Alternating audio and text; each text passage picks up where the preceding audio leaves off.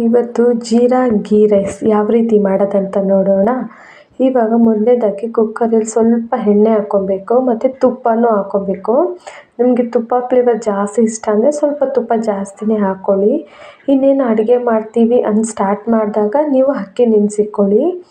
ನಾನು ಒಂದು ಸ್ಪೂನಷ್ಟು ಜೀರಿಗೆ ಹಾಕ್ತಾಯಿದ್ದೀನಿ. ಪಲಾವ್ ಸ್ಪೈಸಸ್ ಏನೇನು ಹಾಕಬೇಕೋ ಅದನ್ನೆಲ್ಲ ಹಾಕ್ಕೊತಾ ಇದ್ದೀನಿ. ಇದು ಜೀರಾ ರೈಸ್ ಆಗಿದ್ರಿಂದ ಜೀರಿಗೆ ಸ್ವಲ್ಪ ಜಾಸ್ತಿನೇ ಹಾಕ್ಕೊಬೇಕು. ನಾನು ಏನನ್ನು ಹಾಕ್ತೀನೋ ಅದನ್ನೆಲ್ಲ ನೋಡ್ಕೊಂಡು ನೀಟಾಗಿ ಹಾಕ್ಕೊಳ್ಳಿ. ನಾನಿವಾಗ ತೋರಿಸ್ತಾ ಇರೋದು ಬಂದು 2 ಗ್ಲಾಸ್ ಅಕ್ಕಿಗೆ ಏನೇನು ಹಾಕಬೇಕೋ ಅಷ್ಟು ಐಟಮ್ಗಳನ್ನ ನಾನು ತೋರಿಸ್ಕೊಡ್ತಾ ಇದ್ದೀನಿ. ಇದಕ್ಕಿಂತ ಕಮ್ಮಿ ಇಲ್ಲ ಇದಕ್ಕಿಂತ ಜಾಸ್ತಿ ಅಂದರೆ ಜಾಸ್ತಿ ಮಾಡೋಂಗಿದ್ರೆ ನೀವು ಇದನ್ನೆಲ್ಲ ಡಬಲ್ ಕ್ವಾಂಟಿಟಿ ಹಾಕಿ, ಇಲ್ಲ ಕಮ್ಮಿ ಮಾಡೋಂಗಿದ್ರೆ ಇದೆಲ್ಲ ಸ್ವಲ್ಪ ಕಮ್ಮಿ ಮಾಡಿಕೊಂಡು ನೀವು ಹಾಕ್ಕೊಬೋದು. ದೊಡ್ಡ ಸೈಜ್ ಈರುಳ್ಳಿ 2, ಒಂದು ಹಸಿಮೆಣ್ಸಿನ್ಕಾಯಿ 4 ಹಾಕ್ತಾಯಿದ್ದೀನಿ. ನೀವು ಖಾರ ಜಾಸ್ತಿ ತಿನ್ನೋರಿದ್ದರೆ ಒಂದು 6ರಿಂದ 7 ಹಾಕ್ಕೊಬೋದು.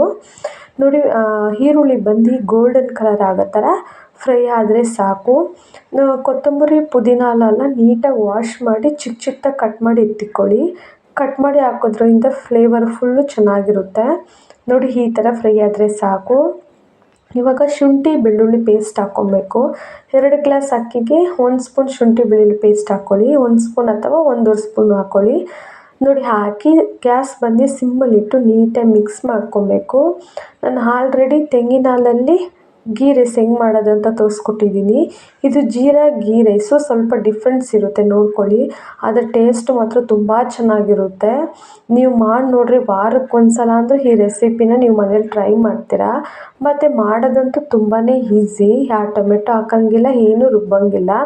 ನಾನು ಏನೇನು ಎಷ್ಟೆಷ್ಟು ತೋರಿಸ್ತೀನೋ ಅದೇ ರೀತಿ ಮಾಡಿ, ತುಂಬ ಚೆನ್ನಾಗಿರುತ್ತೆ. ನೋಡಿ, ನಾನು ಪುದೀನ ಕೊತ್ತಂಬರಿ ಹೇಳ್ದಂಗೆ ಕಟ್ ಮಾಡಿ ಇಟ್ಕೊಂಡಿದ್ನಲ್ಲ, ಅದು ಒಂದು ಬೌಲ್ ಹಾಕಿದ್ದೀನಿ. ಇದು ಬಂದು ಪುದೀನ ಕ್ರಂಚಿ ಥರ ಆಗಬೇಕು, ಆ ಥರ ನೋಡಿ. ನೀವು ಫ್ರೈ ಮಾಡಿರೋದು ಸೌಟಲ್ಲಿ ಹಿಂಗೆ ಎತ್ಕೊಂಡ್ರೆ ಅದು ಜಾರಿ ಬೀಳೋ ಥರ ಇರಬೇಕು. ಹಿಂಗಿದ್ರೇ ಟೇಸ್ಟು ತುಂಬ ಚೆನ್ನಾಗಿರುತ್ತೆ. ನೀವು ಮಾಡ್ತಾ ಇರೋದು ಕರೆಕ್ಟು. ನೀಟಾಗಿ ಇದನ್ನು ತಿರುವು ಕೊಟ್ಕೊಬೇಕು. ಇವಾಗ ನೋಡಿದ್ರೆ ಯಾವ ಥರ ಇದೆ ಅಂತ. ಎಣ್ಣೆ ಜಾಸ್ತಿನೂ ಆಗಿಲ್ಲ, ಕಮ್ಮಿನೂ ಆಗಿಲ್ಲ. ಹುಳಿ ಇಲ್ದಿರೋ ಮೊಸರು, ಗಟ್ಟಿ ಮೊಸರು ಒಂದು 2 ಸ್ಪೂನ್ ಹಾಕ್ಕೊಳ್ಳಿ ಸಾಕು. 2 ಸ್ಪೂನ್ ಹಾಕಿ ಗ್ಯಾಸ್ ಸಿಮ್ಮಲ್ಲಿಕ್ಕಿ ಆ ಮೊಸರೆಲ್ಲ ಬಂದು ಈರುಳ್ಳಿ ಅಲ್ಲೆಲ್ಲ ಸಾಫ್ಟ್ ಆಗೋ ಥರ ನಾವು ಮಾಡ್ಕೊಬೇಕು. ಮೊಸರು ಹಾಕೋದ್ರಿಂದ ಅಕ್ಕಿ ಎಲ್ಲ ಸಾಫ್ಟಾಗಿರುತ್ತೆ, ತಿನ್ನೋಕ್ಕೂ ತುಂಬ ಚೆನ್ನಾಗಿರುತ್ತೆ ಅನ್ನ. ನೋಡಿ, ಈ ಮಟ್ಟಕ್ಕೆ ಫ್ರೈ ಆದರೆ ಸಾಕು.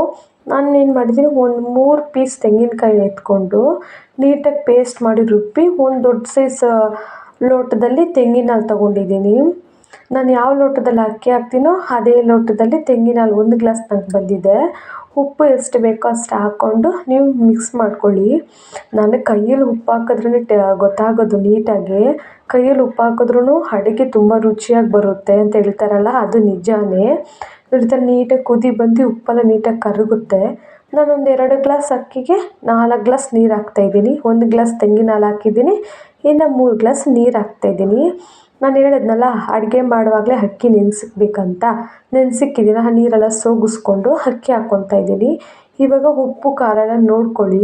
ಕುಕ್ಕರ್ ಮುಚ್ಚೋಕ್ಕಿಂತ ಮುಂಚೆ ನಾವು ಸ್ವಲ್ಪ ತುಪ್ಪ ಹಾಕ್ಕೊಂಡು ವಿಷಿಲ್ ಬರೆಸ್ಕೊಂಡ್ರೆ ತುಂಬ ಚೆನ್ನಾಗಿರುತ್ತೆ. ಒಂದು 2 ವಿಷಿಲ್ ಬಂದರೆ ಸಾಕು ರೀ, ತುಂಬ ಚೆನ್ನಾಗಿರುತ್ತೆ. ನೋಡಿ, 2 ವಿಷಿಲ್ ಬಂದಿದೆ. ಅದೇ ನೀವು ತಪ್ಪಲೆಯಲ್ಲಿ ಮಾಡೋಂಗಿದ್ರೆ 4 ಗ್ಲಾಸ್ ನೀರಿಗೆ 3.5 ಗ್ಲಾಸ್ ನೀರು ಹಾಕಬೇಕಷ್ಟೇ. ನೀರು ಕ್ವಾಂಟಿಟಿ ಕಮ್ಮಿ ಮಾಡ್ಕೊಬೇಕು. ನೋಡಿದ್ರೆ ಎಷ್ಟು ಚೆನ್ನಾಗಿ ಬಂದಿದೆ ಅಂತ.